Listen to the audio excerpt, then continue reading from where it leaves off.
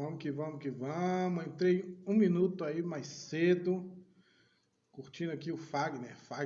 O negócio lá embaixo tá pegando na fogueira. A família tá reunida, fazendo aquela batata doce. No frio, né? Esse mês muito frio aqui no mato. Bom para fazer aquela fogueira, uma batata doce. Esperar o pessoal entrar aí. Tem alguém aí? Opa! Opa, tem uma pessoa aí.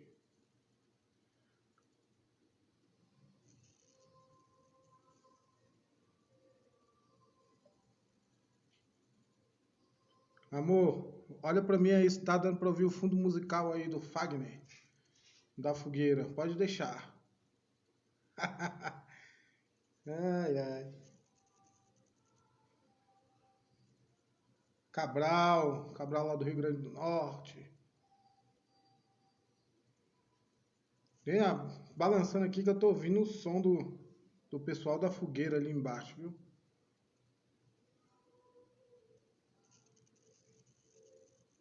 Já tem 6 pessoas na área. Gente, toda live, né? Ainda não peguei o modo ainda de fazer. Toda live eu me esqueço onde é que clica pra saber se o convidado já está na área, né? Mas é assim mesmo. Uma hora eu vou pegando a manha aí devagarinho, né? Então é isso. Deixa eu ver uma coisa aqui. Ah, bacana, acho que eu já sei. O Lepletier tá na área, eu vou falar um pouquinho aqui e já chamo ele, viu, pessoal?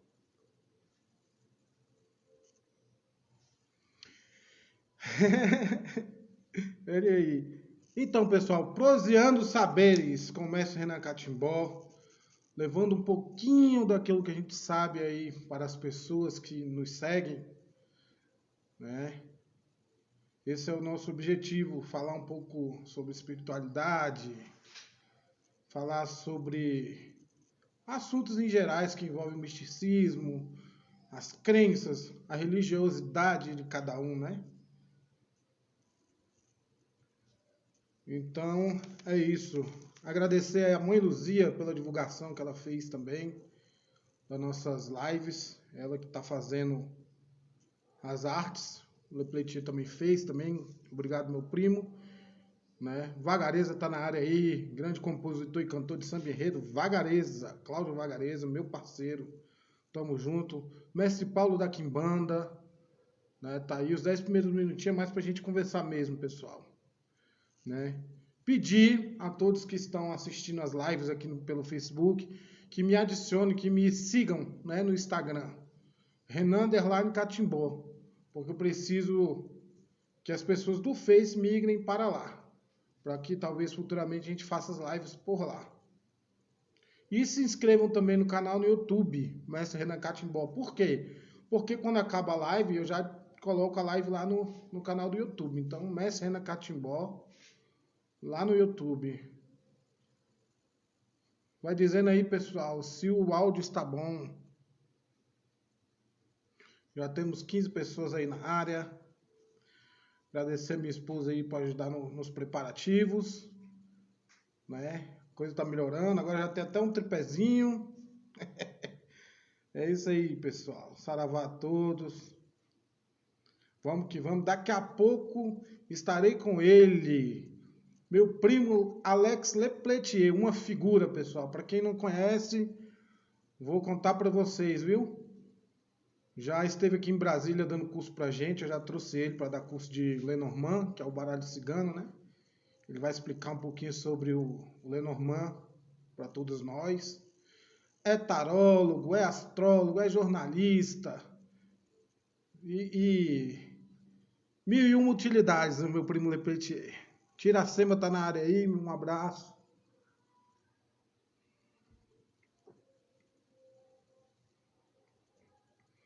Há uns 10 anos atrás, ou 15, eu não sei exatamente, né, a gente estudando sobre cartomancia, eu e minha irmã, e ela veio, eu lembro como se fosse hoje, falando, olha, eu conheci o cara do baralho cigano, estou em contato com o cara, e foi desenvolvendo, eu falei, tá, então me mostra quem é o cara então, pra gente aprender mais um pouquinho.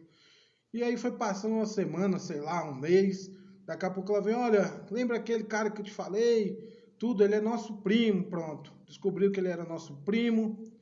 E de cá pra lá, daqui pra lá, sei lá, a amizade aí tá se estendendo até hoje, né? Ele sempre nos ensinando. É uma figura, pessoal. Já já ele tá aí na área. Flávio Cardoso, grande tarólogo. Luiz Alberto, meu irmão. Forte abraço também. São 5 minutos ainda, então dá para falar mais um pouquinho. Hoje nós iremos tentar explicar como funciona a cartomancia, pessoal. O Alex Lepletia é um grande pesquisador, é uma referência que eu tenho, né, dentro da cartomancia. Especialista aí no Lenormand, baralho cigano. Vai explicar as diferenças, um pouquinho, né, pessoal? Que a live é curta, né? Um pouquinho da diferença da escola europeia para a escola brasileira. E eu vou deixar ele falar porque ele é especialista no assunto. Beber uma aguinha aqui. Todos bem-vindos. Vou chamar ele, hein, pessoal. Deixa eu ver aqui.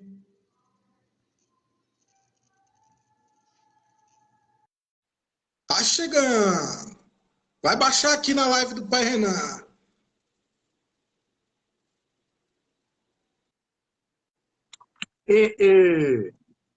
Tamo junto. Eu tô todo para variar, né?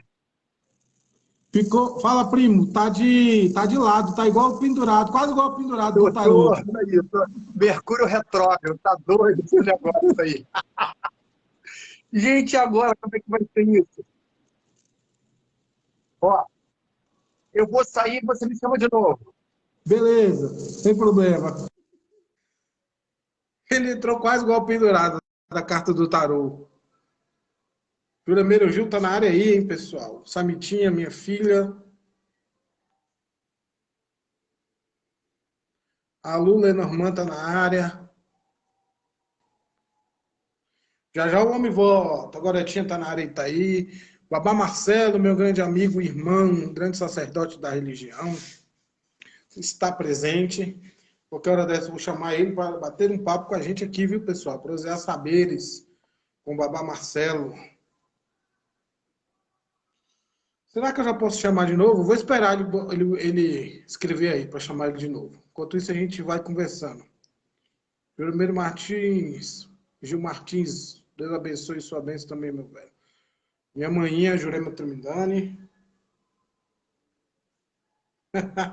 Fábio Cardoso está dizendo aqui, realmente chegou pendurando para dar o ar da graça. Deixa eu ver aqui, pessoal. Vamos lá, vamos chamar. Vai baixar de novo. Vamos que vamos, que vamos, que vamos, que vamos. Despendurei. Aí, Pronto. primão. Pendurado. Ó, sair do pendurado pro mundo. É isso aí, meu primo. Como é que estão as coisas por aí? Pô, estão indo, muito trabalho, muita pesquisa, muita treta, muito tudo. Tá certo, né? É tudo corrido, né? Vida de cartomante é corrida, não é, meu primo? Não, total, total. Agora, antes, assim, eu queria aí mandar um beijão para você, para Jurema, para Iracema, para Camilinda, que está aí, maravilhosa, para todos, para Rita, para Leandra, para todo mundo de Brasília, que eu estou morrendo de saudade, quero muito ir aí o mais rápido possível. Quando acabar essa zica toda aí, essa torre com lua foi embora, e a gente poder se ver, né? Eu vou estar baixando aí facinho. Jurema, Jurema, minha prima. Estamos já esperando, né? Até temos um projeto aí a desenvolver. Temos. Para poder passar. Eu já tô meio jacaré já. Daqui a pouco eu fico jacaré inteiro e já tô tranquilo para ir. Vai tomar a segunda já? Não, vou tomar segunda dia 5 de agosto. Aí eu tô liberadão. Graças a Deus. Primo, vamos iniciar? Vamos, tamo junto. Muito feliz, viu? Muito feliz de ter você aqui comigo. Chega, eu tô nervoso. Também tô, mas é de felicidade. É isso aí. Então vamos lá. Todos nós queremos saber como é que você começou com essa história de cartomancia.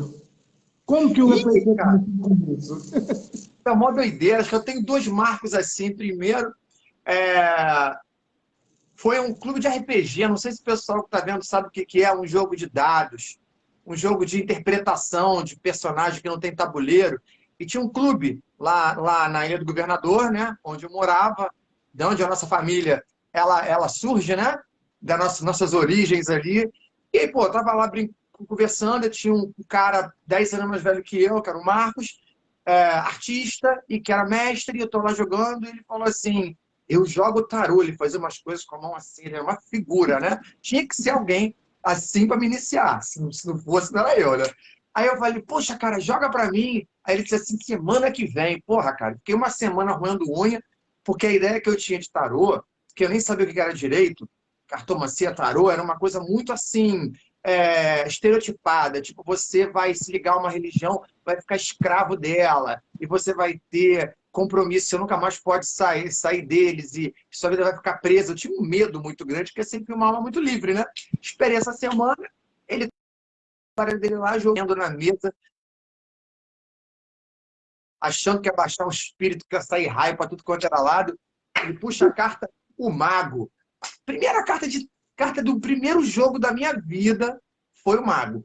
E ele disse assim: você vai jogar? Eu falei: nunca.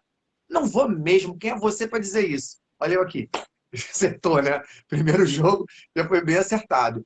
E a partir daí eu comecei a aprender, no caso, tarô, né? Que a gente não vai dissociar tarô de cartomancia, porque a gente tem esse movimento hoje, que, no meu entender, é um movimento elitista, que separa o tarô da cartomancia, como se a cartomancia fosse uma coisa menor.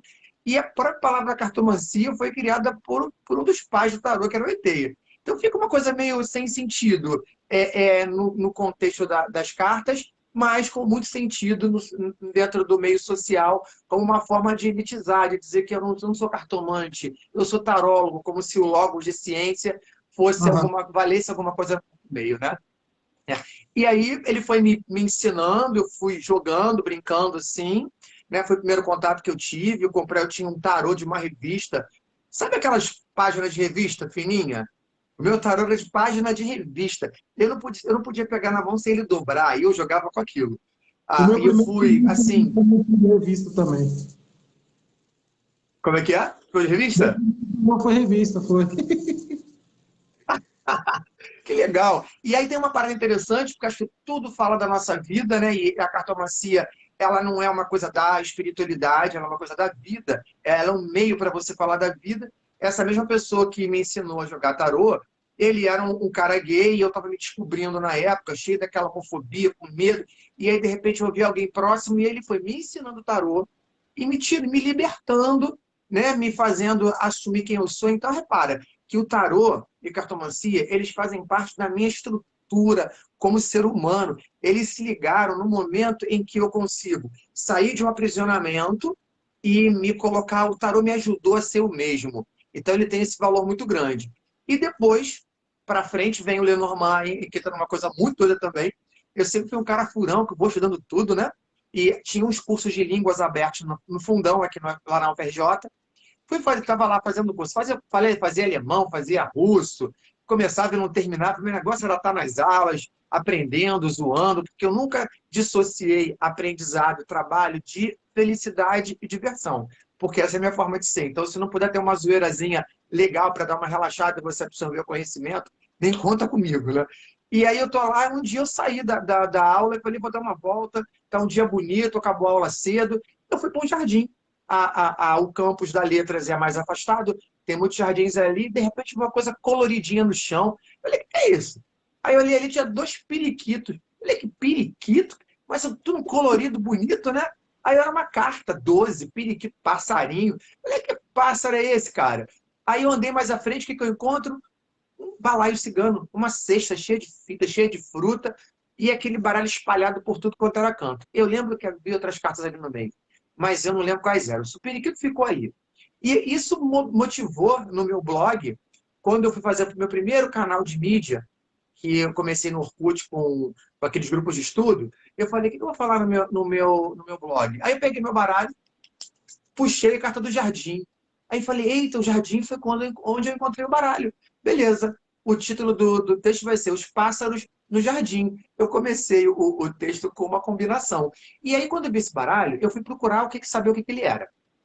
Havia muitas feiras esotéricas aqui no Rio, muitas. Era uma febre, todo final de semana tinha. E eu tinha uma colega de trabalho, eu trabalhava com técnica em análises clínicas, eu sou da saúde, gente. Mais uma coisa para bomberizar aqui o Alex. E a gente tinha lá uma galera que gostava dessas coisas esotéricas no hospital, que a gente se reunia para falar, e ela me levou para uma feira esotérica. E tinha lá uma mulher vestida de cigana, que eu não sei se é cigana ou não, quero ser cigana ou não, mas tinha aquele porte, sabe, poderoso, e ela com ar, aquele espartilho, aquele peitão para fora, aquele ar poderoso, austero. Eu falei, ui, você pode me dizer alguma coisa? O que é essa carta dos periquitos? Ela olhou para mim assim, ó, doença, desgraça, morte. Aí eu olhei assim, na hora eu falei, cara, o que passarinho tem a ver com isso? Ela está querendo meter um H aqui para eu fazer consulta com ela me encher de trabalho e eu deixar com ela dinheiro que eu não tenho. Eu falei, muito obrigado, querida, você me ajudou bastante. Mentira. Catei lá, consegui descobrir que era o tal baralho cigano. E aí uma dessas minhas amigas super doidas lá do posto, né? Essa que me levou na feira, ela era cigana mesmo, de etnia. Pai era cigano, a mãe era não cigana, ela tinha ali. E a outra era uma portuguesa, revolucionária, doida, que trabalhava lá e disse assim, olha, tem um curso de baralho cigano aqui na Penha, no bairro adjacente, ali do lado de onde eu trabalhava, que era em Ramos. Eu falei assim, vamos fazer? Vamos. Primo, eu abandonei meu posto de trabalho, porque eu estava de plantão ali. Só que esse plantão não tinha nada, nunca ia ninguém. Aí eu falei, 4 semanas, eu vou sair 2 horas mais cedo do trabalho, ninguém vai ver, porque eu assino ponto no dia seguinte. Ah, cara, vamos embora, seja o que os deuses quiserem. Fui fazer o curso com a Mãe de Santo, lá, e ela me ensinou, porque, pelo que a gente chama hoje de escola brasileira, né?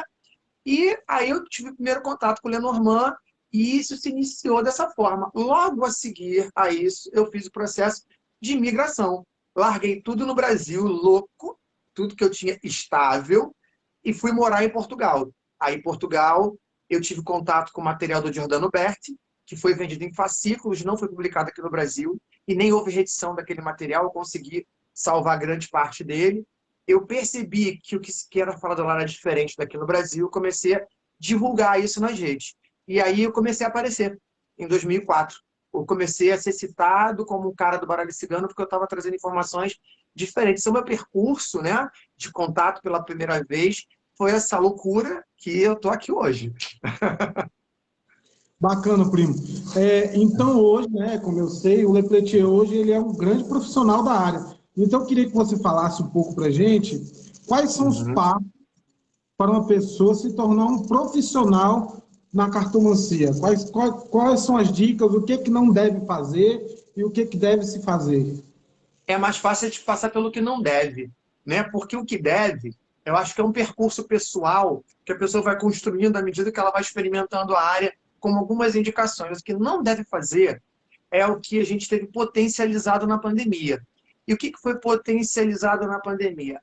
As pessoas que fizeram algum isolamento social ficaram muito na rede. Quem não fez também ficou na rede, porque tudo acontecia na rede quando os eventos presenciais eles estavam cancelados e só aconteciam de forma clandestina e com risco. Então, um monte de gente deu curso. Eu fui um deles que dei muitos cursos. Vocês não podem dizer que vocês são profissionais porque vocês fizeram um curso, ou porque vocês fizeram 2 cursos, ou porque fizeram 10 cursos, ou porque fizeram 40 cursos. Eu tenho amigos que são pessoas muito competentes hoje, que, sei lá, tem uma amiga minha que ela fez, eu fui o 10º curso que ela fez de baralho cigano. E nesse 10º curso, e ela fez com pessoas, alguns ruins, alguns muito bons, ela não estava preparada para jogar.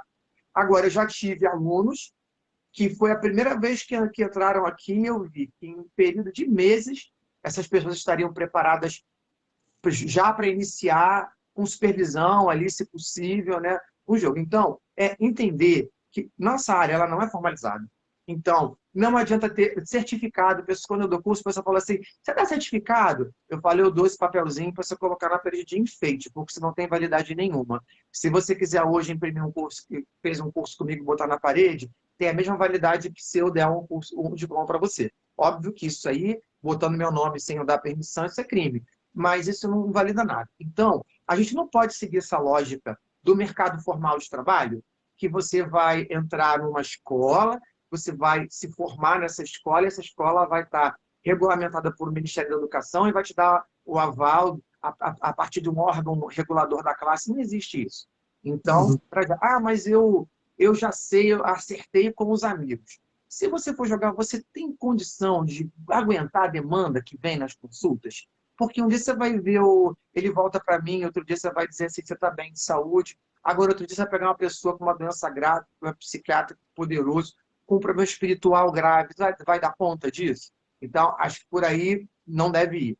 E o que você deve fazer é, primeiro, fazer cursos por indicação. Ah, eu não tenho indicação. Vai no Facebook, bota lá, baralho cigano, vê o que ele te mostra. Vê as pessoas que chegam ali, que aparecem para você, vai nas redes sociais dela, ouçam os comentários que falam sobre ela, assistam lives dela. Se elas falarem a linguagem, uma linguagem que para vocês ela é boa, sigam em frente. E a partir daí, é um processo que exige muito bom senso, maturidade, né? E aí sim você vai começar a sua formação. Qual o momento que você está pronto para poder trabalhar para os outros? Eu não posso dizer isso mesmo como professor. Eu tenho um curso que para mim foi um sucesso, porque eu vivia de workshop. Um dia de... Imagina, como a gente fez em Brasília, porque eu moro no Rio de Janeiro, eu não teria como ir para ir toda semana dar uma aula durante 6 meses. Seria um custo muito alto para mim e para a turma, né? Beleza, então eu vou dar workshop. O workshop é uma experiência que você vai entrar em contato com aquilo, vai pegar alguma coisa e aquilo vai te preparar para algo maior, né? Aí um dia eu falei assim, vou tomar coragem, porque eu vou abrir, vai encher uma turma de curso extensivo de 3 anos. Cara, beleza. Entrou, formei a turma cheia. Ela foi esvaziando, mas eu terminei os 3 anos com essa galera e eles pediram um 4º ano, que já está chegando na metade, né? E nesses 4 anos eu coloquei para eles formação profissionalizante em Lenormand. Ele é um curso, formação profissionalizante. Mas não garante que você vai sair desses 3 anos profissional. Você tem que saber ser honesto com você mesmo para saber se você está bem. Agora, o que vai dizer? Vai jogando com os amigos informalmente, cobrando um pouquinho ou não cobrando nada, e tenta perceber 2 coisas. Eu tenho retorno? Eu tenho assertividade no meu jogo? Esse é um ponto. Não chega. Acertar, não chega.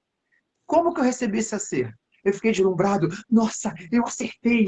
Ele falou que estava certinho. Acabou, cara. Você fica mesmo, a gente fica louca, acerta, se sente bem pra cacete, acha que é super-homem, que vai ver o futuro de tudo. Só que tudo empolgação, essa trista. Aí, quando chega o pepino todo, a gente não sabe o que fazer, né? Então, beleza. Aí você deixa essa empolgação vir, depois acalma ela e vai observando aquilo no longo prazo. E deu retorno, beleza. Agora, como é que você recebeu essa experiência? Você conseguiu dar retorno para ela? Você teve repertório, né? Você teve condições de orientar bem essa pessoa no que ela te trouxe? Você soube o seu limite? Porque se você está ali achando que tem que responder a tudo que a pessoa te perguntar, fecha o baralho e você não está preparado. Você tem que saber o seu limite. Há coisas que você não vai saber, você não domina tudo. As pessoas vão trazer para a nossa mesa coisas que a gente nunca viu na vida. E a gente não sabe lidar com isso. A gente vai ver a partir do que a gente consegue. Se a gente não conseguir, falar essa situação não tem como ver para você, vou te caminhar para um colega meu que saiba ver melhor, né? E por aí fora. Acho que isso aqui é um norte bacana. Né? Ter esses limites, assim, espero que eu tenha me conseguido fazer entender, né? Mas acho que é uma primeira dica mais legal, assim, para quem está começando e quer se profissionalizar, né? Não, bacana demais. Essa pergunta foi direcionada para aqueles que querem aprender a cartomancia. Agora vamos inverter os papéis, né? Vamos falar do consulente. Qual o risco que o consulente corre de participar, de ter uma consulta com uma pessoa que não está preparada, com uma pessoa que não é profissional, não é um oraculista profissional? Que risco ela corre? Pode dar problema sério, não pode? Pode. Você fez uma pergunta agora maravilhosa, Renan. Você colocou essa inversão muito importante, né? Porque, assim, os riscos eles são variados. E agora, antes de a gente falar do risco, a gente tem que entender como que esse risco acontece. O que é o espaço oracular? Aí eu estou estendendo para tudo. Astrologia, búzio, dado, carta, porra toda. Então, é um espaço de acolhimento, né? Você vai acolher pessoas, a pessoa que nunca te viu na vida, você nunca viu aquela pessoa que vai ver na vida, mas você confia nela. Então você está aberto, você não tem filtro para essa pessoa. Você coloca ela no lugar de salvação. Isso quer dizer o quê? Tudo que essa pessoa disser, ela chega amplificado na gente. A gente é afetado por isso, é o afeto. Né? O espaço do oráculo é um espaço de acolhimento e de afeto. E afeto é ser afetado também, aquilo mover você por dentro. Então, assim, se você está numa fase vulnerável, né? Não conseguindo lidar muito bem com emoções fortes e tudo mais, ou assim, precisando que essa carta norteie você em algo, essa pessoa, ela é imperita, né? Ela vai falar errado e a gente vai depois classificar que tipo de errado acontece e que efeito que ele tem, você vai sair de lá descompensado, desequilibrado. Agora, a repercussão disso não dá para medir. Se eu tenho uma pessoa que está psiquiatricamente desequilibrada e você joga uma mensagem muito ruim para ela, você pode levar essa pessoa para internação. Ou você pode falar alguma coisa errada, a pessoa se doer e passar. E eu te coloco um exemplo meu. Eu estava em Portugal eu tive umas situações muito difíceis de início, imigrante, ilegal, desempregado, deportado, foragido. Minha vida é uma aventura, né? Você é o X-Men, para variar, né? Então estava eu lá, todo foragidão, fui pego pela imigração, fugi, eu não vou embora daqui, eu quero viver na Europa, eu quero fazer minha aventura. E nessa situação eu comecei a passar muita dificuldade. E num ambiente que eu não tinha amigo, não tinha família, estava por mim, por minha conta. Olha que estado de precariedade, vulnerabilidade, né? E fragilidade. Aí uma pessoa lá, que eu nem falo mais, que aquela pessoa ali é o demônio encarnado, né? Tem gente dessa área. Ela estava, por acaso, incorporada com o meu querido Zé Pilintra.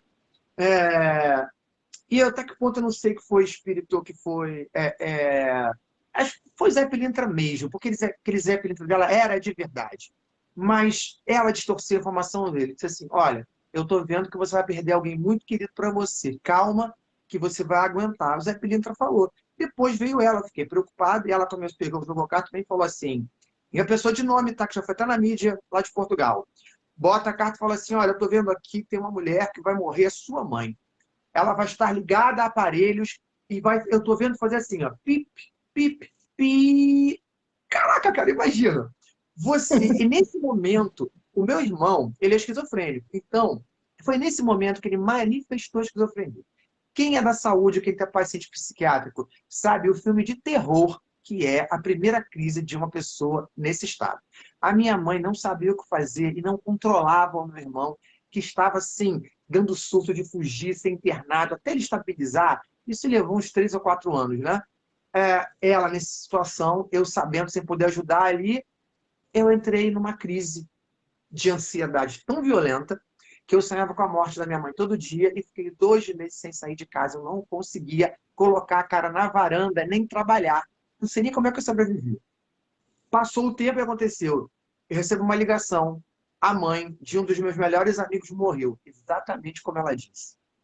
Exatamente. Tinha um aneurisma, ele arrebentou, ela estava conversando, eles já sabiam que aquilo podia acontecer e aconteceu repentinamente. Bem foice do Lenormand. Paf! E aí ela foi ligada aos aparelhos, pi, pi, pi, pi, pi, pi, e ela foi embora. O erro dessa pessoa foi dizer, é a sua mãe. Ela foi demasiado objetiva. A gente trabalha com mediação. O símbolo, ele é um reflexo. Quando você olha no búzio, quando você olha na carta, você não está vendo o que está acontecendo.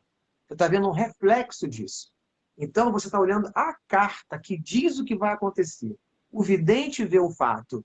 O cartomante, o oraculista em geral, ele ouve o que o oráculo tem a dizer disso. E ela acabou com uma segurança danada e me lesou. Então, isso pode acontecer com os outros. Então, é muito importante que a gente procure, sem falar que aí tem gente que... Ó, uma cliente minha, uma amiga minha, ela passou uma situação muito grave, muito, muito, muito grave.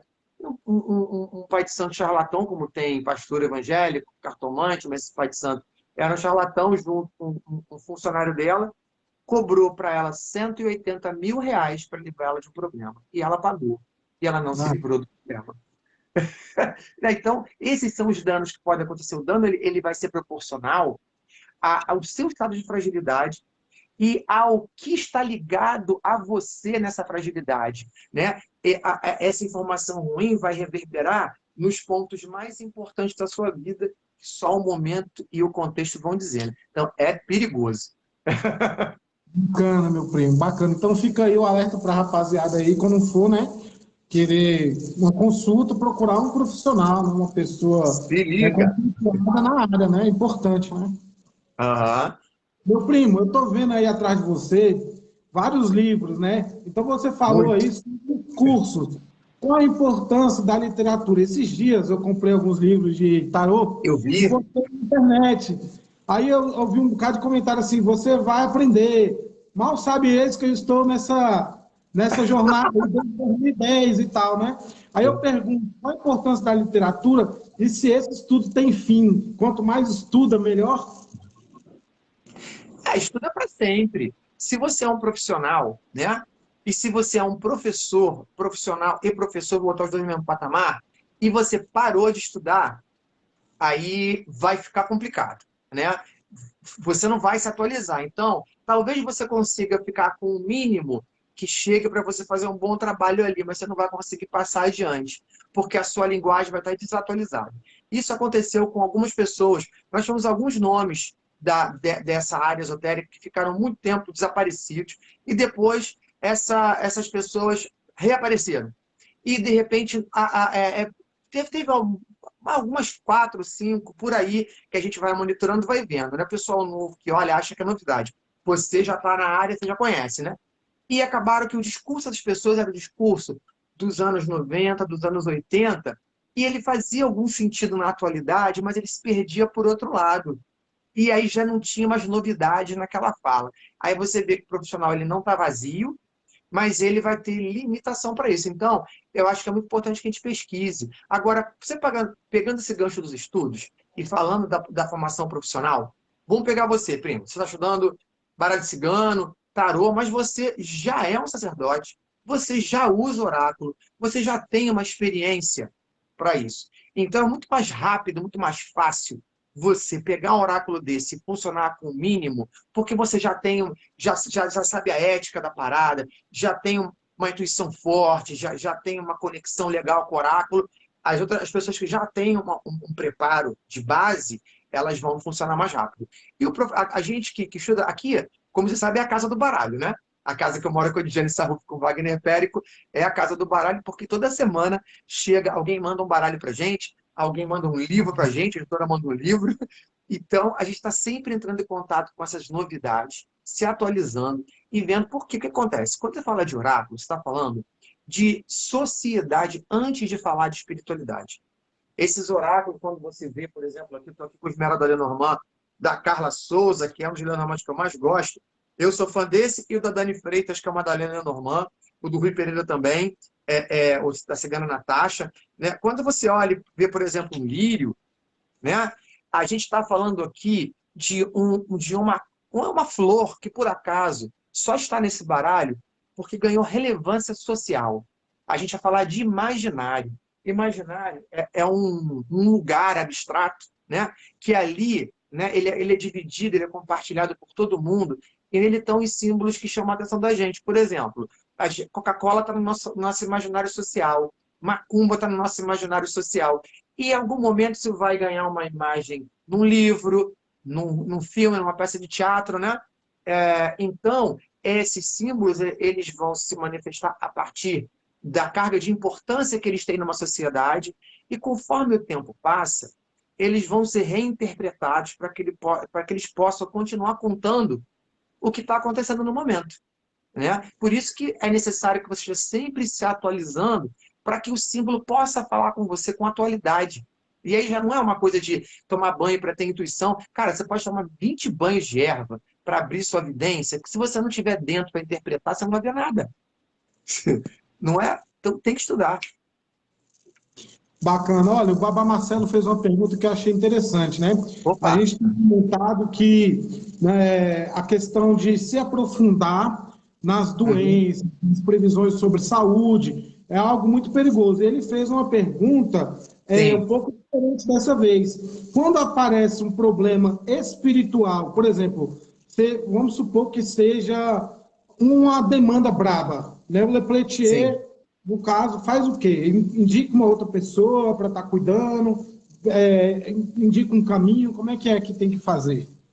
Olha, já aconteceu comigo situações muito graves. Posso rapidamente citar uma situação dessa que apareceu. Olha, Marcelo, eu tive um cliente em Viseu, lá em Portugal, estava num dia super bem. Eu não sou muito de ficar sentindo arrepio, vendo coisa, não. A minha percepção ela é bem objetiva, bem segura e não é toda hora. Porque acho que se você ficar antenado, sentindo tudo ali, você vai ter sensação o dia inteiro. Vai ser praticamente, ou é um terror ou um orgasmo espiritual ambulante, sentindo tudo à volta. Quando essa pessoa entrou na minha tenda, eu fui puxado. O meu corpo físico fez isso, ó, tum. E eu botei o ombro na mesa. E olhou para mim, falou assim, eu falei, que é? Aí meu olho fechou e eu senti como se estivesse sendo sugado. A sensação era física, eu senti uma força me puxar aqui invisível. Aí eu disse assim, o que está acontecendo com você? Aí ele falou assim, aí eu peguei o baralho, tum, joguei ali, Lenormand, foram sete cartas, cara, saiu sequência. Torre, beleza? Chicote, rato, urso, foice, caixão e, e montanha. Uma coisa assim, raposa. Aquilo era um problemão espiritual imenso, mas imenso, imenso. Aí quando ele foi querer falar, aí ele falava uma palavra e engolia duas, e começou a dizer. Ele saltou da mesa, caiu no chão, jogou tudo para o lado, cadeira, mesa para um lado, e eu ali olhando, ele saltava igual filme de exorcista. Só faltou ele vomitar verde, virar a cabeça. Aí eu falei, eita. Aí chamei meus amigos, a gente fez um zerigudum lá, ele estabilizou. A irmã dele entrou a seguir e disse que ele tinha ele era cético em tudo isso, nem gostava de falar sobre essas coisas. Teve uma amante que ele não quis ficar com ela, e ela disse que foi num lugar, fez um trabalho pesado para ele, e disse que ele iria perder o emprego, que ele iria perder contato com a família, que ele iria perder os amigos, perder todo o dinheiro dele, e depois ele ia perder a capacidade de falar, e depois ele ia perder a capacidade de comer, e depois ele ia morrer. E tudo estava acontecendo, essa informação não chegou nesse homem. Começou a acontecer que ele estava engolindo as palavras, não conseguindo mais comer, emagrecendo com a cara chupada. Eu falei, eu não tenho gerência sobre isso. Porque você ser cartomante, oraculista, isso não quer dizer que você seja sacerdote, mago, que você tenha capacidade, instrumentos para lidar com isso. Se você tem essa capacidade, você vai ter que sair do oráculo, que o oráculo é um espaço de informação, ele vai evidenciar, criar diagnósticos espirituais, nunca de saúde, outro ponto depois a gente pode falar da questão da saúde aí que você colocou, e eu vou encaminhar para uma pessoa. Então, o que eu faço no meu trabalho? Esse problema que o Abba falou, espiritual, eu tenho sacerdotes aqui que estão capazes de pegar as piores demandas. Aí eu falo, fulano, olha, estou te mandando mais uma bomba, você que lute, se vira, porque eu já estou correndo para o banho agora, porque eu estou cheio de carga, e me mande esse cliente limpo, porque eu não quero passar por isso de novo. Aí eu já encaminho, né? Quando é algo leve, a gente sempre tem, né? Pô, eu posso dizer que eu sou um mago porque eu trabalho com magia também, eu dou curso de magia também, só que assim, apesar de eu fazer e praticar, e entra outra questão, qual é a sua qual a sua habilidade mágica, né? Eu sei no meu dia a dia, quando eu pego para fazer limpeza, eu limpo a pessoa, mas eu me ferro mais do que eu limpo, então parei de limpar, eu mando para outro. Agora, se for abrir caminho para o amor, harmonizar, pô, isso é molinho, eu fico bem a beça, aquilo tem um bom resultado. Mas eu me sinto muito mais um iniciador do que isso, né? E aí, quando é uma coisa que está dentro do meu campo de atuação, eu vou aplicar o que eu sei. Se aquilo que eu sei, eu usei tudo e não funcionou, ou a coisa não ficou direita, eu vou sempre mandar para outra pessoa. A gente vive em sociedade. E ficar na vaidade do poder, isso é uma grande estupidez. A gente vive em rede. Então, por mais capacitado que você seja, você tem que ter contato. Você tem que ter médicos que você possa indicar de várias especialidades, psicólogos que você tenha para indicar, sacerdotes, terapeutas holísticos, magos, quer dizer, tem sempre esses contatos que você vai direcionar seu consulente para o que for preciso, né? Beleza, ficou bem claro, primo. Então vamos já escorregar para a pergunta da saúde, né? O cartomante não é médico, o cartomante, né, tem seu papel, né? Jamais. Não vai diagnosticar doenças, né, primo? Como é que funciona esse negócio? Eu fiz uma live até esses dias, interessante, que eu estudo na Fiocruz, eu estou terminando agora uma pós-graduação, e a gente teve um módulo de saúde que foi muito importante para mim, para olhar para a cartomancia. Então, nós ali conceituamos saúde, e foi saúde e SUS, esses dois módulos, eles me fizeram ter essa percepção. Então, assim, cartomante não pode fazer diagnóstico de saúde, não pode.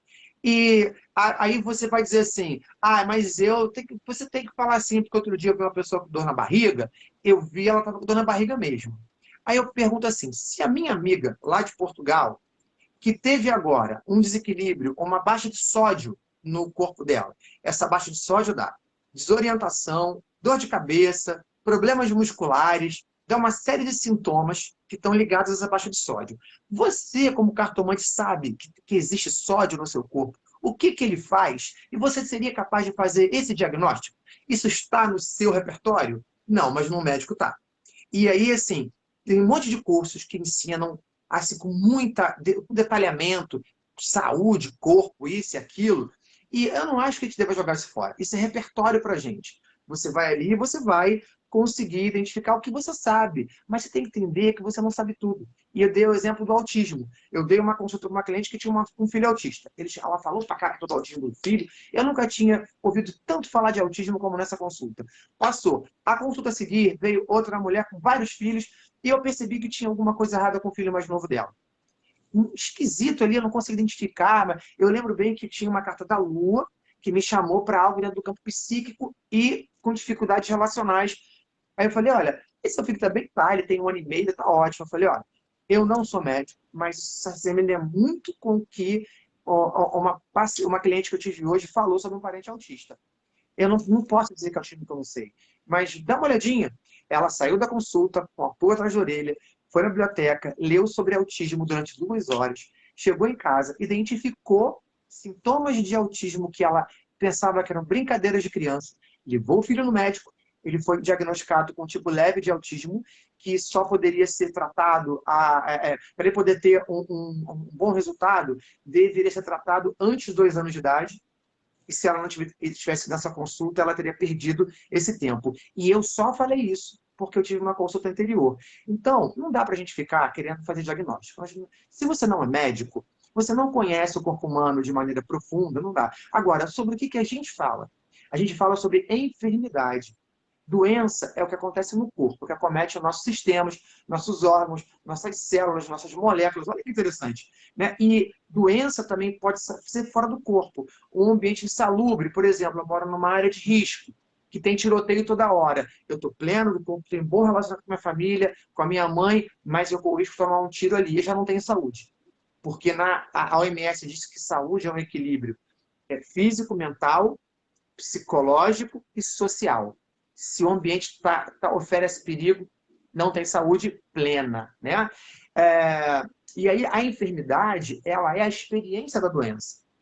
Nós trabalhamos nesse campo relacional, interpretativo e de experiência. Então, se eu tenho, por exemplo, vamos supor que eu vivo com HIV. Tá, eu vivo com HIV, como é que isso impacta a minha vida? Isso interfere nas minhas relações, isso me faz ter que tomar uma medicação.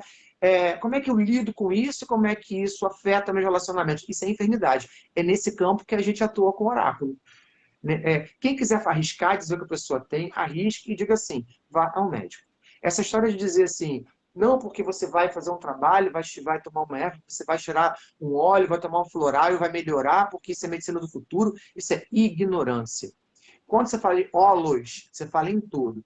Então, a ideia é que exige a dimensão e a complexidade da saúde, ela exige uma abordagem multidisciplinar. Ou seja, a gente vai tratar a alma, com a gente, com parte da espiritualidade, vai tratar a mente com o psicólogo, vai tratar o corpo com o médico, né? Então, você precisa encaminhar essa pessoa para todos esses profissionais, para que a gente possa ter um trabalho completo. E nós, como mediadores, prima, o que eu falei para você no começo, o nosso lugar é um lugar de confiança. Às vezes a pessoa está resistindo a um monte de coisa.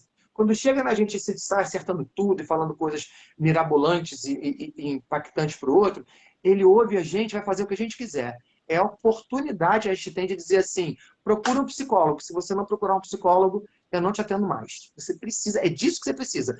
Não, eu tenho uma amiga que está com os problemas de ansiedade. É porque eu vou procurar uma cura multidimensional, um terapeuta. Eu falei, não vai. Não vai. Você vai procurar um psicólogo que não trabalhe com essa parte holística, que não tenha nada a ver com isso, para você sair do controle. Para que você possa ser tratado e não interfira nesse olhar e nesse cuidado do profissional para aquilo que você precisa, né? Então, acho que é mais ou menos por aí, né, que a gente tem que pensar, né, e refletir sobre a saúde. Bacana. Me surgiu, então, uma pergunta agora que não estava programada, né? Se a Manda! gente, se a gente indica essas pessoas, né, para o profissional da área, então quando que o cartomante deve ser indicado? Pede que eu primo, que eu não ouvi direito. Repete a pergunta. Se a gente, por exemplo, né, indica, né, encaminha esses Sim. consulentes para um especialista da área da saúde, quando que o cartomante deve ser indicado? Quando que a Isso pessoa aí. está precisando de um cartomante? É. Principalmente quando a pessoa vê a pessoa com resistência, né, a certas áreas da vida, com dificuldade de interpretação e de relacionamento com certas áreas da vida.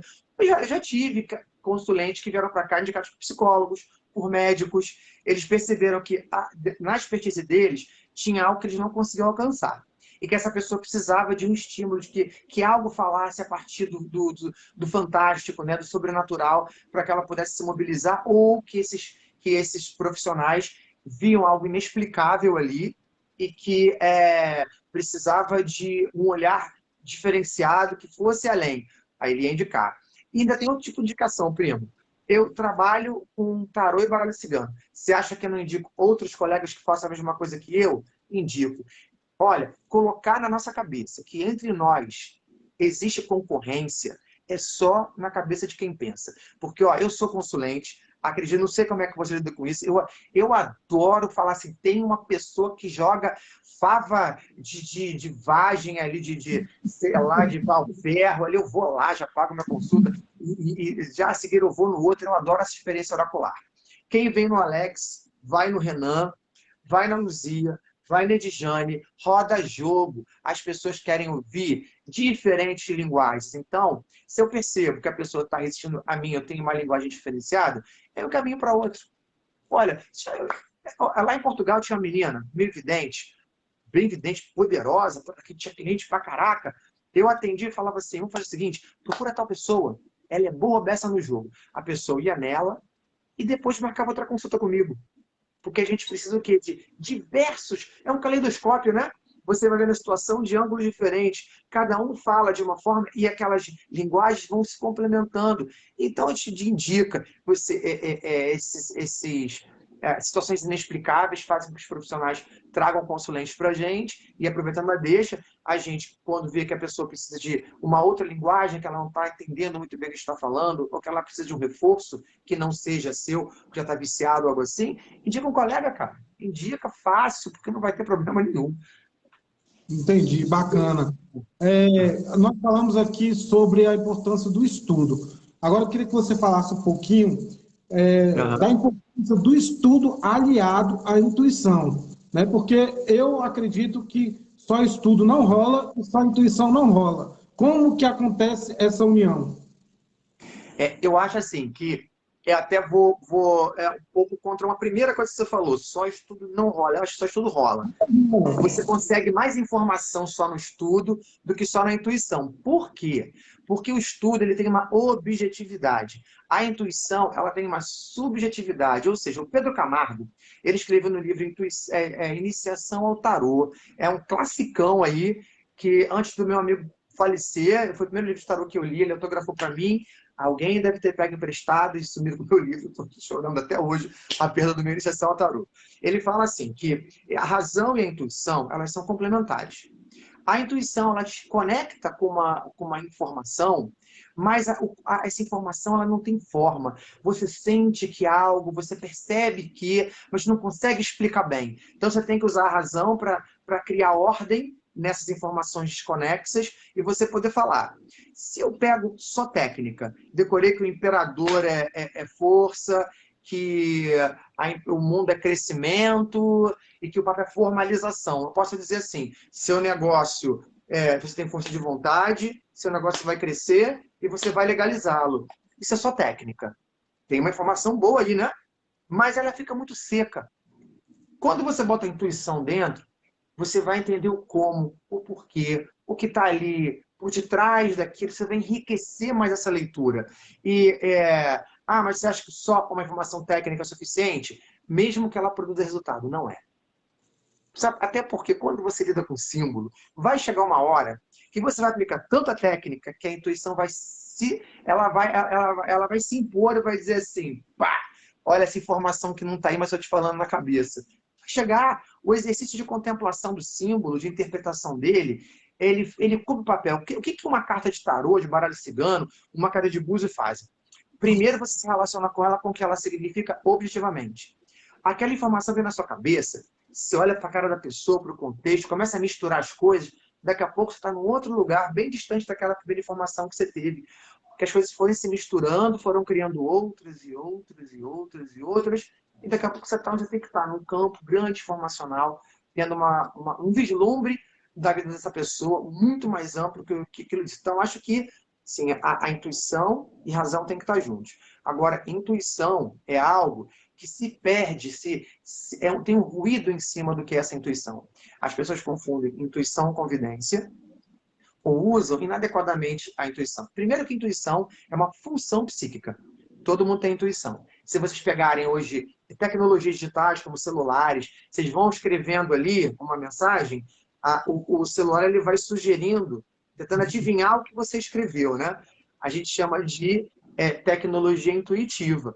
Então, a intuição nada mais é que um processamento de informação que se dá no nosso inconsciente. Você não está vendo que o cérebro ou a sua mente ela está articulando um monte de informações que você tem dentro de você ou que você está percebendo indiretamente à sua volta.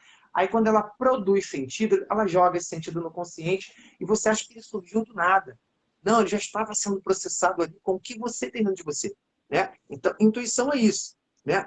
A evidência, ela é uma informação que vem de fora, que você percebe, assim, foi muito além disso. E eu acho que o que a gente chama de intuição dentro do jogo, essa palavra intuição está dividida em duas partes. Aquilo que é realmente intuição, que é esse processamento profundo de informação que tem ali, que te faz ir mais longe do que você pensa, e outro é o processo criativo. Cara, um pai de santo que joga búzio, um tarólogo que bota a carta, o que ele faz? Ele conta história. A gente é narrador, a gente conta historinha da vida do outro.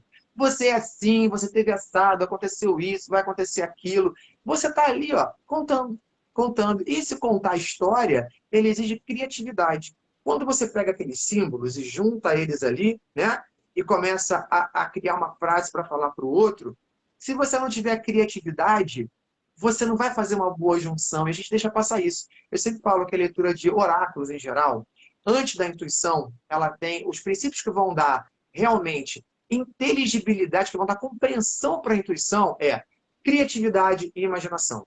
O que é isso? Criatividade, a ação de criar. Imaginação, colocando a imagem em ação. Você faz a ação de recriar a vida do outro, dando movimento para aquelas imagens que estão à sua frente, elas se misturam, deixa elas falarem, contarem, e aí você fala para o outro. Acho que é mais ou menos isso. Fala pra caramba, tempo. Bacana, bom demais. Olha, tá faltando alguns minutos para dar as 21, às 20 horas mais ou menos a gente vai. Até umas 9h20, pode ser? Se você quiser, tamo junto. Vamos 9h20, então. Tá, beleza. Eu queria, porque assim, nós temos aqui no meu Face muita gente de terreiro, né? Aham. Se você falasse um pouquinho como a cartomancia adentra os terreiros, porque algumas pessoas pensam que para ser cartomante tem que ser pai de santo, ou Yalorixá, ou mãe de santo, né? E a gente sabe que não é. Só que também tem uma outra parte da história.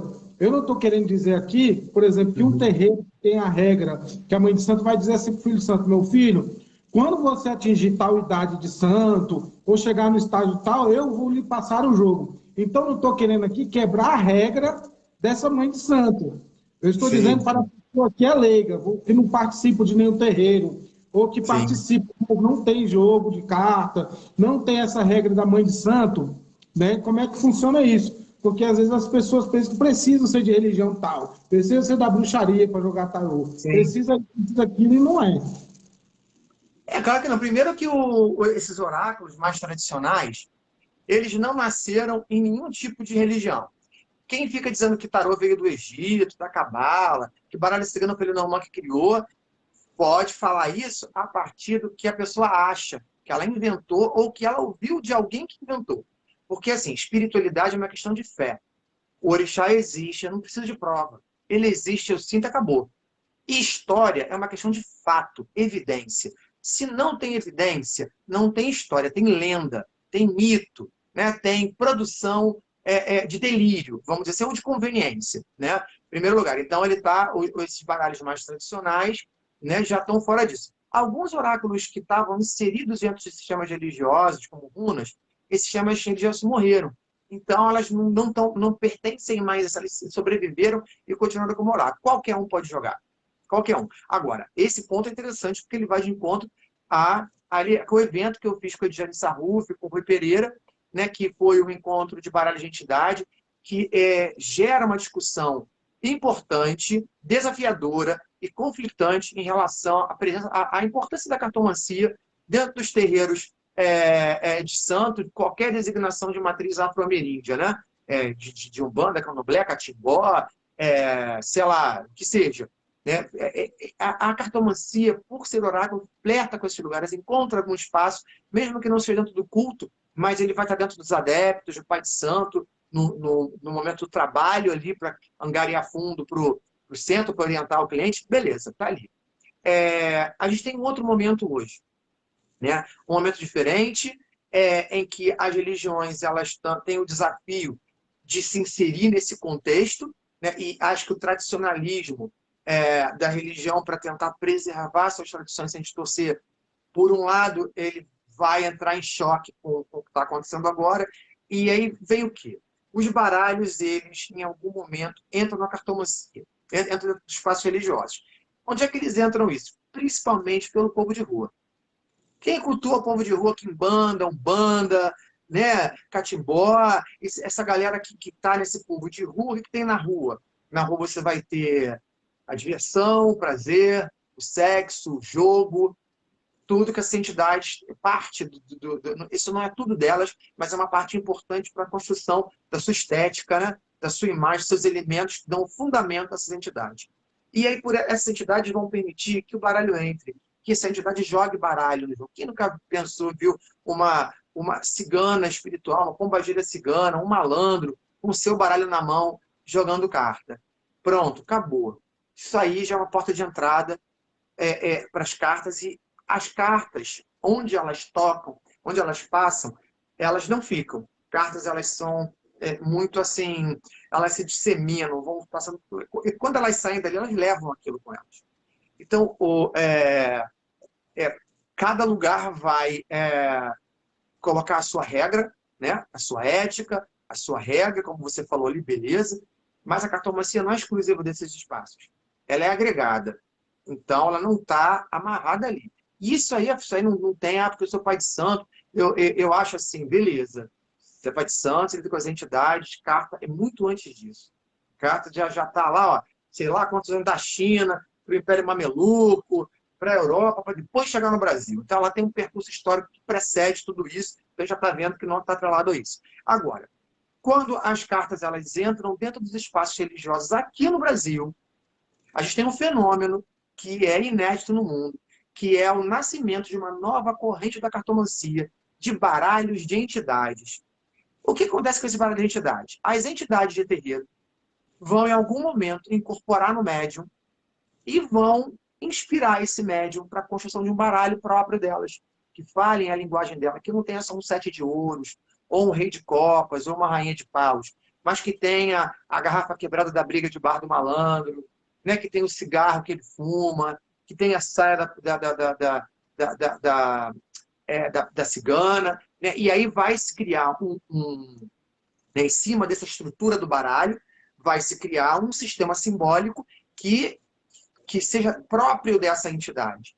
Quando se cria isso, isso não fica dentro do centro. Isso sai do centro, né? E aí o que acontece? Aí entra a controvérsia, né? Você consegue, sem precisar ser adepto dessas religiões, em princípio, em tese, né? Falar com essas entidades através do baralho delas, sem precisar de um pai de santo ou de um médium para falar isso. E aí entra a minha experiência, que eu já comentei com você que um dia a gente fala disso mais exaustivamente. Zé Pilintra apareceu na minha vida.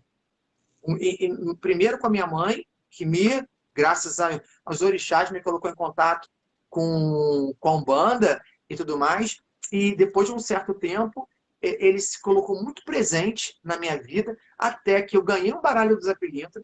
E depois de ganhar esse baralho, eu estava na Cinelândia, vestido de unicórnio, cheio de purpurina, com o maiô da minha bunda, com uma saia de tule, dançando, pulando pinta, e eu olho assim, linda para o lado, e na esquina, vindo da Lapa, né, um chapéu Panamá assim, abaixado. Falei, gente, parece um chapéu de malandro. Viva o carnaval! Aquela pessoa foi vindo para cima de mim, assim, na posição de incorporação, mão para trás, meio que aquele gingado, né, do corpo, né, que expressa a incorporação dessa entidade no meio do carnaval. Mas essa pessoa não levantou a cabeça em nenhum momento, ela estava olhando para o chão. Quando ela chegou no meu pé, aquele pé cheio de purpurina, com uma meia toda colorida, ela levanta e fala assim: boa noite, moço, tá formoso, seu filho da porra. Eu gosto de você. Abaixa toda vestida de Zé Pilintra. E vai embora. Cara, e a partir dali, o baralho do Zé Pilintra, eu entendo que o Zé Pilintra fala comigo por ele. Eu tive uma experiência. Aí o que acontece? Eu escuto o Zé Pilintra falando no meu ouvido, diz assim, pego meu baralho e abre. E já aconteceram algumas experiências, tipo, eu tinha uma amiga, assim, sabe, enrolada no amor. O cara não se empacava, estava em cima dela, ela não dizia que gostava, ela não tinha coragem de perguntar, falar, perené, e estava sofrendo com aquilo, querendo terminar, mas não conseguia. Um dia eu vou lá, eu abro o baralho de manhã para conversar com o Zé. Não estou tirando carta do dia. Eu sempre bato um papo com ele pelo baralho. Aí saía no baralho da Eliane Artman as seguintes cartas. Saía a mulher, o quadro com palhacinho, que é uma alegria, e o grande amor. Para uma mulher feliz por causa de um amor? Porra, Zé Pilintra, essa mulher não sou eu não, cara. Coisas diferentes. Aí, beleza, fechei o baralho e pensei, acho que essa é minha amiga, né? Aí eu tô lá fazendo minhas coisas, aí veio uma voz, pega o baralho agora. Embaralha bem. Embaralha muito bem. Isso foi nítido. Peguei o baralho, embaralhei, puxei, separei em dois, tirei. Saiu a carta da âncora dizendo, confirma uma mulher e o grande amor. 3 horas depois. E eu baralhei bem. Às 4 da tarde, ela chega para mim e fala assim, Alex, tem que te contar chorando. Ele disse para mim que me ama. Ele me pediu um namoro. Nós estamos em namoro. Gente, eu não peguei isso para ela. Eu ouvi a entidade falando no ouvido, sabia que era Zé Pilintra que estava ali falando para mim, mas eu não incorporo, eu não sou iniciado. Eu tenho o Zé Pilintra de família, que vem da minha mãe, que vem de vocês aí, a nossa sexualidade, né? Porque eu sempre digo assim, eu sempre coloco, nós somos família, né? Tremendani não está no meu nome, porque ele vem da minha mãe, acabou saindo do... Mas eu tô cagando pro nosso sangue. Nós somos família de alma. A gente é família de entidade, de macumba, de espiritualidade. É isso que é muito mais importante que DNA pra gente, né? E estava ali falando, aí como é que eu posso legitimar isso? E tem essas experiências de então, o baralho ele acaba sendo hoje uma mídia, que é o quê? Mídia é um meio, é um intermediário, né? Que vai fazer com que essas entidades, de alguma forma, não da forma clássica, convencional, tradicional, ritualística, elas possam falar fora do terreiro. Ah, mas isso é contradição. Gente, claro que não. A gente começa um processo de desdemonização da entidade de Umbanda, de Candomblé, porque no momento que ela te dá uma resposta bacana e você tem uma impressão legal, ela já não vai olhar mais como diabo, como demônio, como isso. Começa um processo de popularização, aliás, população já tem, né? Mas de desdemonização e de também aproximação dos cultos afro-brasileiros que são fechados num gueto, apesar de ser muito populares, né? Que vão chegar nos outros. O Marcelo falou do tarô dos orixás. Quer que eu responda agora para você colocar mais alguma coisa? Vamos embora. Marcelo, o tarô dos orixás, né, ele vai ser um tipo de expressão artística que o tarô, ele, antes de ser realmente esse oráculo, ele é um objeto de arte, né? Ele é um jogo e ele acaba sendo uma peça plástica que você pode modificar, e tem muitos tarôs feitos para coleção. Quando a gente entra no mercado, e esse mercado ele vai buscar a demanda desses consumidores, ele vai querer produzir tudo aquilo que eles gostam. Muitas vezes eles produzem coisas novas juntando aquilo que é muito consumido. Então, o tarô de orixá, tem dois tipos de tarô de orixá. É um tarô clássico, imperador, imperatriz, mundo, que ele vai se inspirar no tema de orixás, mas ele vai ser sempre tarô.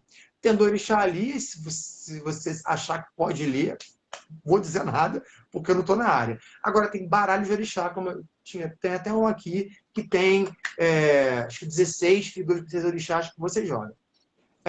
Isso não substitui em búzio, mas eu tenho um símbolo ali, né? Se eu perguntar assim, aquilo funciona como um oráculo a partir do princípio do significado do orixá, não da manifestação dele. Se eu perguntar, por exemplo, assim, eu vou conseguir aquela vaga em tal lugar, e sai Oxum, prosperidade, fartura, sedução, você vai conseguir a vaga, porque Oxum, ela é abençoada, ela é próspera. Oxóssi, você vai entrar lá e vai ficar bem, porque Oxum ele é caçador, ele tem meta, ele é rico, ele é farto, mas não é Oxóssi que está falando no jogo. Eu estou representando a resposta com os significados dele. Então, isso não tem nada a ver com o que acontece dentro dos barracões de candomblé, dos terreiros e dos centros. É apenas um olhar, né? É apenas a utilização dos seus símbolos para que eles possam falar através de cartas. É mais estético, simbólico, do que realmente religioso, vamos dizer assim, né? Perfeito, primo. Gostei bastante da explicação do tarô dos orixás. É bom lembrar que para ser tarô, igual o meu primo disse, é preciso respeitar uma estrutura de 78 arcanos, 22 maiores e 56 menores. Alguns baralhos, né, que não têm essa estrutura são chamados de tarô por uma questão comercial, não é isso, primo? Exatamente, exatamente. Tanto que eu fiz essa diferenciação, né? O tarô dos orixás e o baralho dos orixás, porque são coisas diferentes. Eles têm uma tendência de chamar tudo que é carta de tarô. Agora, veja bem, eu sou tarólogo. Em algum momento eu me inicio em alguma religião afro-brasileira. Cara, eu vou, de repente, jogar com esse tarô do orixá, eu estou mais à vontade de falar com ele. Eu não vou ficar dizendo que o Ogum está te trazendo mensagem aqui, caiu um Odu no seu jogo, nada a ver. Mas, de repente, olhar para essas imagens pode me trazer uma experiência mais criativa, né? Eu posso me inspirar mais vendo os orixás, porque eu conheço mais os orixás, e conheço de uma roda da fortuna, uma temperança, que são imagens abstratas que não fazem parte da nossa cultura, né? Aí eu acho que ele consegue mediar, né? Dar uma ajuda para as pessoas de santo conseguirem chegar no tarô, como um mediador.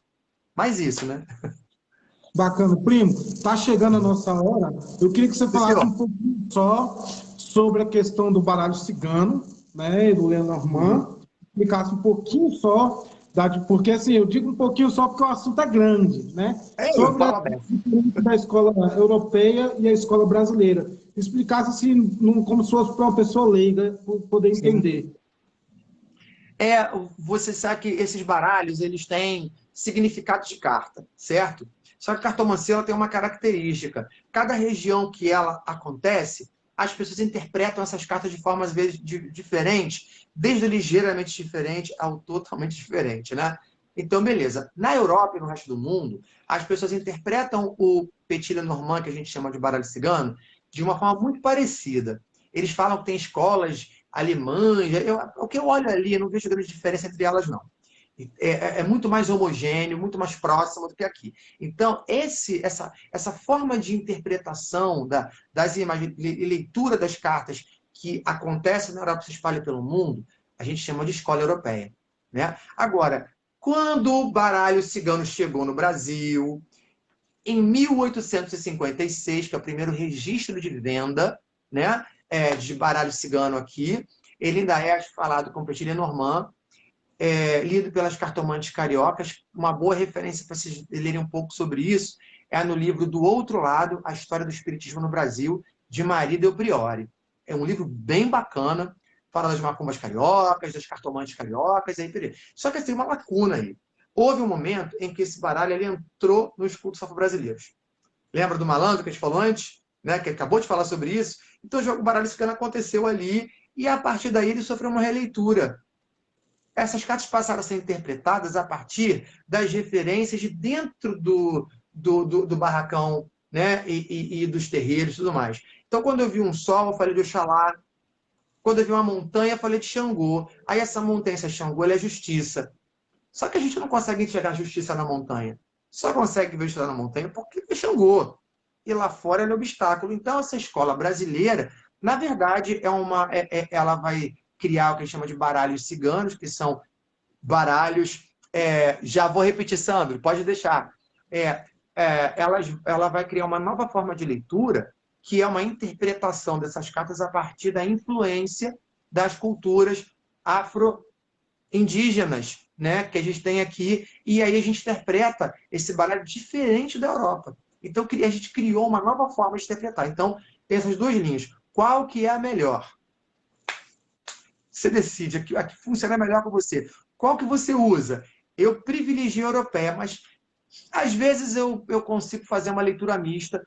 Ah, mas você tem que escolher uma ou outra. É ideal para quem está começando, é que você escolha uma linha e fique nela. Depois que você souber bem essa linha, você olha a outra. Em alguns momentos, intuitivamente, sei lá, você vai conseguir fazer uma interpretação mista, mas você vai precisar de muita maturidade, conhecimento e força para poder criar essa junção sem que vire uma confusão danada. Né? Então, a diferença dessas escolas é essa. Quem for aprender, aí você tem assim, onde começa a escola brasileira? Cátia Bastos, que é o marco. Cátia Bastos, o baralho da Cátia Bastos foi o primeiro baralho de entidades, se calhar, do mundo, e que ele dá o início da escola brasileira. E ela tem um trabalho de associação com entidades e tudo mais que é específico da tribo cósmica. Não é, essa carta significa isso. Na tribo cósmica, trabalha-se com essa associação para que a gente possa ter uma leitura dentro do sistema dali, né? E escola europeia, você tem Carla Souza, você vai ter Odete Maza, né? Outro autor muito bom de escola brasileira é o meu querido André Mantovani, que tem um livro muito, muito bacana. E você vai ter muitos autores aí, né? Hã? Tem o Lepeletier, que o livro dele vai sair em breve. Vai sair. Ó. Primo, deixa eu acabar esse TCC, que está me dando cabo da pós-graduação. Acabou o TCC, eu já fico ali naquele computador até acabar o livro. E, olha, alguém perguntou, não lembro quem é, acho que foi o Flávio, não, perguntou qual o nome do livro da Marie Del Priore. Ele chama-se O Outro Lado. O Outro Lado. Marie Del Priore. Se vocês colocarem... que Marie Del Priore escreve de uma forma diferente, mas O Outro Lado, a história do espiritismo no Brasil, você vai chegar lá. É um livro fininho, fácil de ler. A Marie Del Priore, ela tem uma escrita e texto excelente. Dá para ler assim, ó, saboreando. Quem quiser aprender a ler cartas com o Lepeletier, qual o caminho? É só chegar que eu sou facinho. Gente, olha só, para aprender a jogar carta comigo, eu tenho dois tipos de produtos para oferecer para isso, que é o quê? O que eu aconselho para quem nunca viu, para quem não me conhece? Tem os workshops, que eles já estão gravados no Facebook, né? Vocês vão pagar, eu tenho forma de pagamento e tem desconto se você tiver mais um. São 3 workshops básicos que eu tenho. De significados de cartas e iniciação aos métodos. Ai, meu Deus. Conselho com as cartas de baralho cigano e magia com as cartas de baralho cigano. Ali está um workshop. É uma versão resumida, mas ela tá rica pra caramba. Vocês vão ver ali, talvez, muita coisa nesse curso mais curto do que veriam os cursos longos. E tem um outro tipo de curso que eu falei aqui, que é a formação extensiva de baralho cigano, que eu vou abrir turma agora de primeiro ano, que é esses workshops ampliados. Significado de cartas em um ano de curso. Chama de estudos teóricos e simbólicos e estruturais. Que a gente vai trabalhar várias coisas. Depois tem um segundo ano de métodos, só de práticas e combinações, e um terceiro ano que é só de magia. Esse terceiro ano é danado. Ele é muito, muito bom mesmo. E aí, quem quiser, só me procurar aqui no meu Facebook, tem o meu WhatsApp que está aqui no meu perfil também. Só falar comigo que a gente faz isso. Outra coisa, como que eu ensino, meu primo sabe disso, você é escola brasileira, escola europeia, eu sou baralho cigano. Você vai chegar aqui, não me interessa se você estuda escola brasileira, europeia, não sabe nada. Se você não se adequa com aquilo que eu digo, vem, porque eu vou te ensinar a trabalhar o que você sabe. Porque, para mim, o mais importante não é que vocês repitam aquilo que eu ensinar para vocês. É que nessa experiência eu consiga ajudar vocês a lidar com o que vocês têm dentro de vocês. Eu não preciso nem saber o que é. É afinar o olhar, é trabalhar a interpretação, aprofundar o símbolo. Eu chamo isso de pedagogia da autonomia. E é assim que eu trabalho, galera. Valeu, meu primo. Eu só tenho a agradecer, viu? Pena que para a gente aqui passa rápido, né? Então, continuar, vai 3 dias de cartomancia aqui, né? Então, só agradecer. Deixa eu passar um tempo, eu chamo de novo, a gente escolhe um tema e você vê. Pessoal. E outra coisa, já falei com a Luzia, foi para a gente tentou pensar em fazer antes, acabou não dando. Temos uma live para fazer, eu, você, Luzia, Jurema, sobre intolerância religiosa. Temos que juntar a família para falar sobre isso. Vamos já começar a pensar numa data forte que a gente sente e se reúna para poder falar disso. E, primo, também te faça um convite para você vir conosco lá no Espaço Orum, falar de catimbó, falar de tudo isso que vocês fazem aí em Brasília, que eu estou doido para chegar aí para estar com vocês. Muita fumaça, muita erva, muita roupa, muita entidade, muito tudo. Pode contar comigo. Primo, se você tem algum baralho aí perto aí para dar alguma mensagem para quem está assistindo a live, num todo. Menino, eu moro na casa do baralho. Eu tenho baralho de bobeira debaixo do meu pé, debaixo do tapete. Vamos tirar aqui um baralho cigano? Um petilha romano, da Carla Souza? Vamos ver um conselho aqui, uma mensagem geral para a galera, né? Algo que a gente possa refletir aqui em conjunto. Então, a gente está vendo que isso é uma resposta, uma palavra geral, não está falando especificamente para ninguém. O navio, olha que bacana, é a minha viagem para aí, primo. Cruzando fronteiras. Estou aguardando. Para aí. Tamo junto. O que o navio fala? Gente, quando vocês virem um navio, eu falo em progresso e expansão. O que quer dizer isso? O Alex brasileiro vai até Portugal. Portugal é diferente do Brasil, o Brasil é diferente de Portugal. A gente cruza uma fronteira, vai longe, vai lá.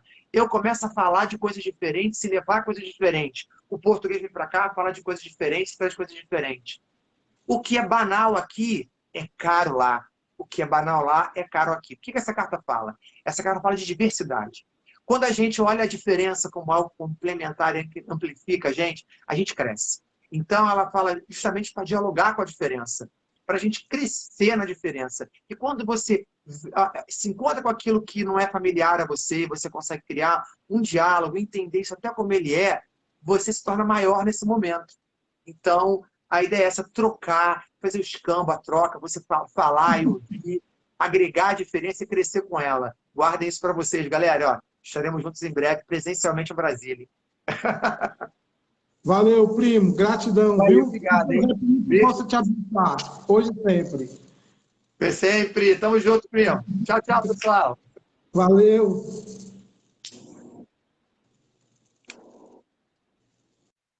Gratidão, gratidão, pessoal. O Jackson aí, um dos meus professores de tarô, está na área aí. Grande professor Jackson. Então, pessoal, eu esqueci de falar, não deu tempo de falar que assim que acabar a pandemia, nós iremos fazer aqui um curso aqui na chácara de tarô com o Lepeletier, né? Então fiquem de olho aí quem quer aprender tarô. Nós vamos iniciar numa sexta-feira à noite, nós vamos dormir com tarô, nós vamos tomar café da manhã com tarô, a gente vai jantar, almoçar com tarô, só não vai tomar banho porque vai molhar.